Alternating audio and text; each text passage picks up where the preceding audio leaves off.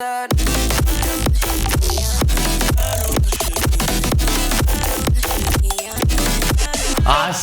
All right, so you got declarations, you got statements, you got everything you can need. Pound it down like a professional, which is awesome. Now I'm really excited to sort of jump into how to actually form the money blueprint and have the right money mindset. Because right now we're going to focus all about the mind. It's all about mastering the mind game. Now Eckhart, he's pretty famous for this one statement he makes. It's like all over the back of his book, and it's like his favorite thing to say. You know, he says, "Give me 5 minutes, and I can predict the financial future for the rest of your life, your financial future." And the reason why is because like everything comes down to mindset.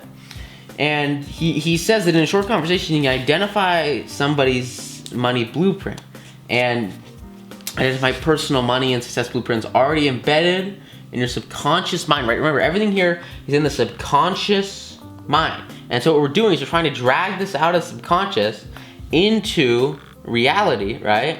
So that we can observe what's actually motivating you, what's actually sort of underlying your emotions about money. Because remember, a lot of investing is a lot of it's emotional. It's based off of how people feel about money. It's how people feel. Notice how I said feel. And so what we want to do, especially start to get to really any kind of investing where you're actively managing your money, is you have to sort of separate these emotions from money. Now this took me a very long time to do, and hopefully this training will empower you to do it 10 times, 15 times, 100 times faster than I was ever able to do it, and allow you to get results and create growth and income and wealth a lot faster than I could ever have, because you really do have to make this big separation. And so that's why later on we're going to, very, very soon, we're going to get a lot more into the spiritual, emotional side of investing in money. But the core here, right, is we have to separate emotions from money by observing the reality of our subconscious minds, right? More than everything else combined will determine your financial destiny. Now here, he actually gives a little bit of a cool analogy. He says, think about the blueprint for a house, which is sort of the present plan or the design for a particular home. In the same way, you know, the blueprint that you have in your mind is the blueprint for your financial being, your financial success, your relationship to money. It is your preset program.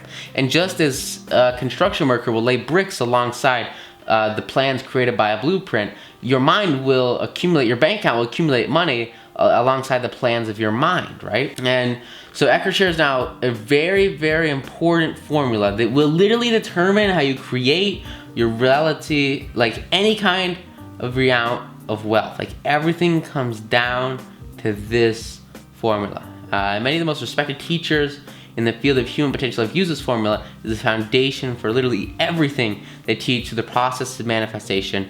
And it's very, very, very simple. This is one of like the biggest takeaways. I'm gonna put this in like magic rainbow color because it's huge.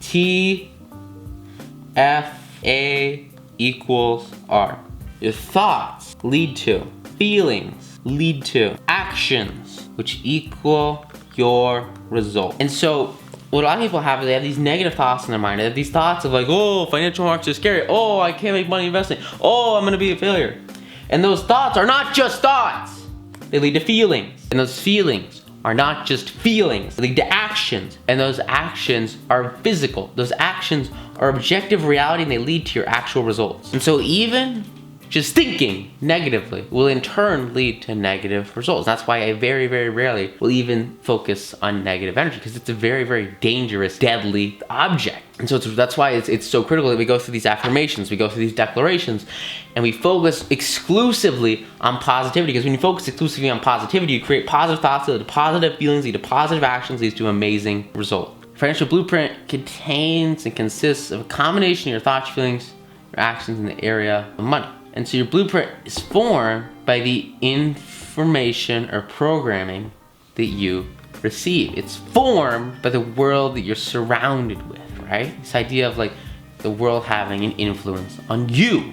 For most people, this programming, like we talked about earlier, comes from people you grow up with. It comes from authority figures. It comes from maybe teachers or religious leaders or media or culture. Some cultures have one way of thinking and dealing with money, while other cultures have another. But every single child, every single person who's growing up, like their attitudes towards money are taught to them, because no one is born with an inherent feeling of money is amazing or money is evil, or I have to avoid money, or I have a loss of money, or I have an abundance of money, or I have tons of money. It all comes from conditioning, because everyone's taught how to think and act in relation to money. And the whole same thing holds true for literally everybody. You're taught how to think because of money. And these teachings became your conditioning, which becomes the automatic responses. So those teachings, they became your thoughts, right? For me, I grew up in a scarcity environment, a scarcity mindset, where there were these thoughts of like, there's a scarcity of money. That's how most people grow up. You know, money doesn't grow on trees. Like, yeah, it freaking does. It's the paper that they use to make the money. And those thoughts, they, for me, like for a long time, led to negative feelings, led to negative actions, like negative results. That's not the goal. You have to be able to separate yourself from sort of the bad things, and instead focus exclusively on these positive thoughts that are gonna lead to that positive feeling. They're gonna lead to the positive actions and lead to the positive result. That's exactly what we're gonna do, is to make it so that you have this new conditioning where your automatic responses to money that run you for the rest of your life are the positive responses, right? And they do it so well in the seminar, and everything's about it's awesome. Because we said like these feelings lead to the actions lead to results. So the question is like, where do your thoughts come from? Because your thoughts lead to everything else. And why do you think differently than the next person? Your thoughts, they originate from the files of information that you have inside the storage cabinets of your mind. So where does the information come from? It all comes from your past programming. So there's another aspect here before T, and that aspect is P, right? Your past leads to your thoughts. And you can't change your past, but you have to be able to recognize this as a very influential part, and then understand that it has a really big impact on the results that you create. And that's kind of why we talk about this idea of a conditioned mind. It comes from our understanding of the process and manifestation. It all starts with your past, with your programming. And so it's really, really, really critical that you sort of see that your programming leads your thoughts, and your thoughts lead your actions, feelings lead your actions, thoughts lead your feelings, your actions lead to your results. And as we look at this formula, it's really, really critical to understand that just as you can like program a computer, you can change your own programming, you can change your own thoughts, change your own, you can create your new future that's much, much, much better and more conditioned to the results that you want to create. And by doing that, you go through this path, you actually get the results you desire by changing the roots of the tree of life that you have already. That's the core, right? And so all I have to do is take the first essential step to changing your results. Because we're conditioned here. There's like 3 main ways in every part of life, including money, that you'll face conditioning. First one is verbal programming. What did you hear when you were young? What did you hear about money? Did you grow up in a household that was constantly fighting about money? I know for me, my parents got divorced when I was pretty young, and it was a lot about money, right?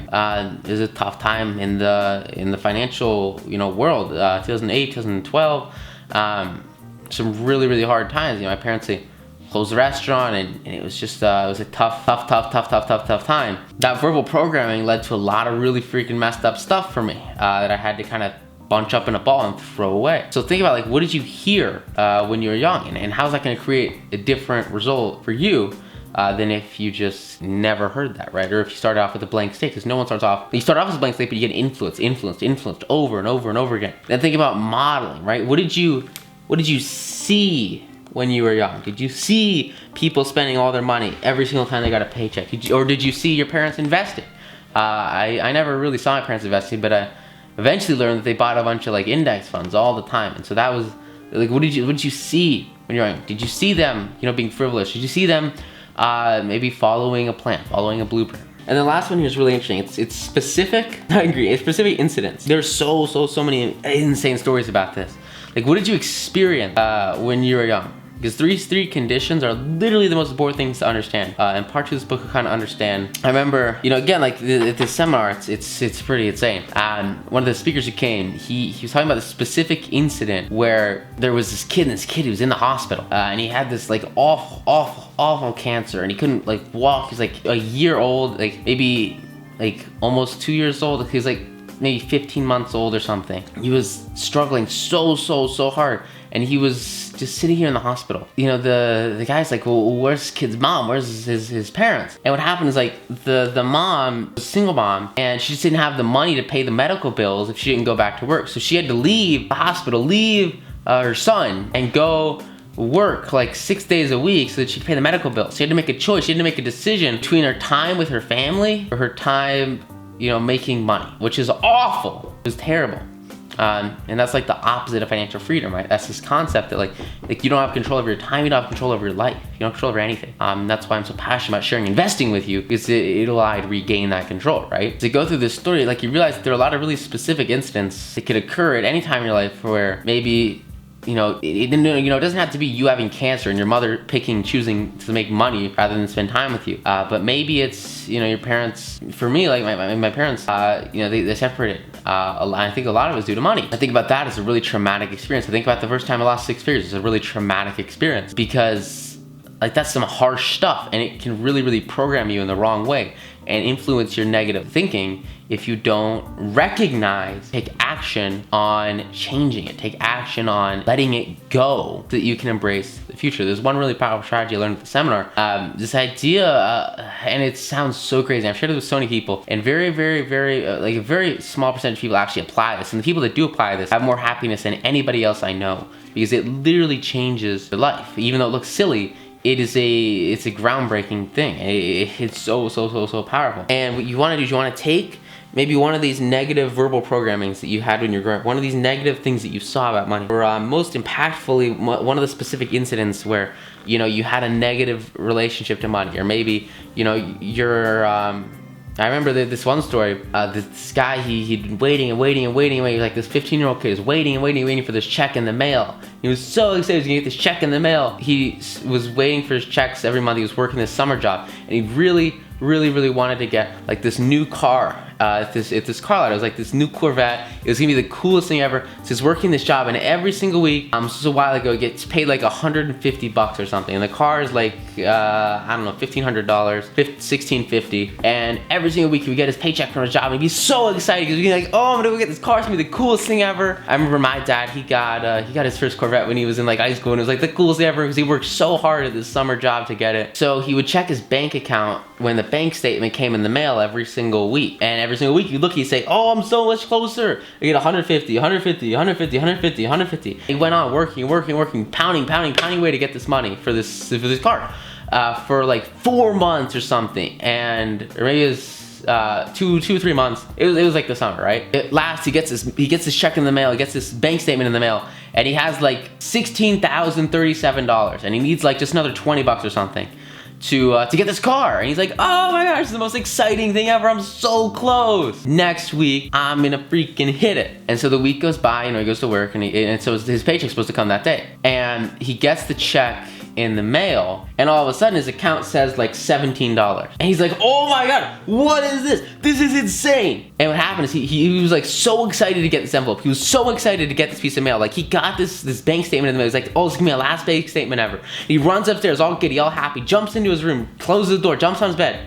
He opens up this envelope and he's destroyed. He's like, what happened? And so he thinks about it, and he realizes he opened this bank account with his mom, and his mom's the only one who has access to the bank account besides him. And so he runs downstairs, he stands in front of the TV, and he just starts screaming at her, screaming about how upset he is, instead of actually just like trying to talk and work it out. And this incident, this experience, worked out really harshly for him. Basically, like the mom like said, get out of here, go away, go to your room, you're the worst. It was super mean, super huge argument broke out over money because they didn't understand each other. And for the rest of this guy's life, that stuck with him as a traumatic, negative experience. It felt awful because he didn't actually take the time to talk it out. Instead, he got into this really massive, heated argument for hours and cried and was destroyed internally from his parents, from his mom. And what ended up happening is the mom saw that there was a lot of money in the account, and so she moved it over from a checking account to a savings account so that it would get a little bit of interest. And she just didn't tell him. And she was gonna tell him, but then he came downstairs and just screamed at him instead of actually asking what was going on. And because of that, she felt destroyed, she felt awful. She sat out to his room, she's super mad. This is a really traumatic experience to live with this guy for the rest of his life until he came across this training, until he came across this content. And he realized that was a past traumatic experience that made him sort of like hate any amount of money over like $1,500 because he would always think about this negative experience he had with his mom when that happened. And so every single time we would get to that point, like he would go out there and he would, you know, take all his money, go buy a car, take all his money, go spend it on stuff or make investments that were maybe unwise because he wasn't used to overcoming that mental set point. He did get the car after his mom calmed everyone down and they figured out what happened. But it was a traumatic experience that lasted with him until he applied this one strategy. And I want you to go through this strategy. I want you to apply this right now on one of your 2 or 3 most traumatic past experiences that have led to sort of your current thoughts, your current money mindset, your current programming, your current blueprint, okay? And here's the deal, okay? You take whatever the experience is in your mind. For me, one that I used was a long time ago when I was like 6 or 8. I remember it was probably like the middle, it was probably 2008. And I remember my mom sat me down and she was like, look, there might not be like a Christmas this year. You know, there might not be a Santa this year. Like the restaurant had probably lost, I mean, at least 6 figures that year. It was really bad for them. And it was just a really tough time. And they're like, look, this could be really bad stuff. And it was this scarcity mindset. It was this fear-based environment of negative emotions, of negative energy. Because of that, I was freaked out. I was like, what do you mean it's not gonna be well? I'm so sad. Because you're a kid and like all you care about is stuff. And I remember I was so scared. And from that point forward, like I was always thinking that like money is like this limited resource, which is a total lie. Because it's in complete abundance. Literally, there are machines in Washington, there are machines that sit all day printing out hundreds of thousands, millions of dollar bills over and over again. There's a complete and total abundance. Like the Federal Reserve, the bank issues billions of dollars and they just make money out of thin air. It's an abundant resource. But I didn't understand that at the time. And because of this negative experience I had and then I kind of recognized that it was holding me back, that it was making me think that there was limited money everywhere and that I couldn't have everything, which is a lie. You can have anything if you make the right investments, you have the right assets. And so what you do is you take this negative experience, negative thought, take a minute to think about like what are some of those things that happened when you were up. When you close your eyes, okay, and envision in your mind that thought and picture that thought, put it right in your mind and repeat this process for 2 or 3 or however many of these experiences that you have, okay? Take that thought in your mind, you think, and for about 5, 10, 15 seconds, all I want you to do is visualize it in your mind. And once you have it in there, you can do this 3 times, okay? And you're gonna totally look stupid, but it's gonna totally change your life and it's gonna allow you to get rid of these negative thoughts. Loud as you can. We go, 3 times. And every time, what you wanna do is you wanna see yourself throwing away and destroying that negative thought, destroying that negativity, completely cutting off any life force, any energy flowing to that thought and flowing to that past experience. Destroy it. And then at the end, you replace it with the correct mindset, the mindset of abundance, the mindset of there is plenty of money, the mindset of you can have any money you want, right? And you want to totally and completely like picture yourself like using your voice as a screaming voice, as a yelling voice. You should yell like literally as loud as you can. Like I don't want to peak the microphones and like break your eardrums. But you want to be yelling as loud as you can. And I remember when I first did this, because it was the first time I ever done it, like literally like myself and I've seen like literally dozens of people do this, like you should be crying. I was definitely crying when I did this. It's a highly emotional process. And you want to really dig deep on some of those core money issues that are holding you back. You want to release them, throw them away, push them out of your mind with the power of your voice. Scream as loud as you can, as hard as you can, as emotionally invested as you can. As you totally eradicate these negative experiences, and you throw them out of your life, okay? Once you do this, it's gonna open up your ability to focus exclusively on your thoughts, because you're no longer gonna actually be focusing on the past. That's really critical. That's really huge. And that's the big action step to take right now. So like do not underestimate me. Like this should be highly emotional. These should be some really deep personal things. Like really think about mindsets and actions and things you've heard, things that you've seen that are holding you back. Picture them, make a list if you have to. And then do this exercise for every single one of those things on the list. Give yourself like a minute and a half between each thing so that you can have time to reflect, time to actually recover, and throw it out of your life today and for every single day after for the rest of your life. It's an experience that I still remember from the first time I did it. I can still remember kind of the tears were flowing down my face as I threw away all these negative experiences. I threw away all these loss. I threw away all this difficulty. I threw away everything that had been hindering me and holding me back. And I felt so awful and so angry for everything that had been sort of ingrained in my subconscious. And I was recognizing it, bringing it to the surface, and then erasing it. And that's what you want to do here. Is you want to be the eraser and erase away all that stuff. Okay? So that's the big thing for today. I hope you get a ton of value out of this module. Apply it right now. Absolutely crush it. And I will see you in the next module. Thank you. Bye.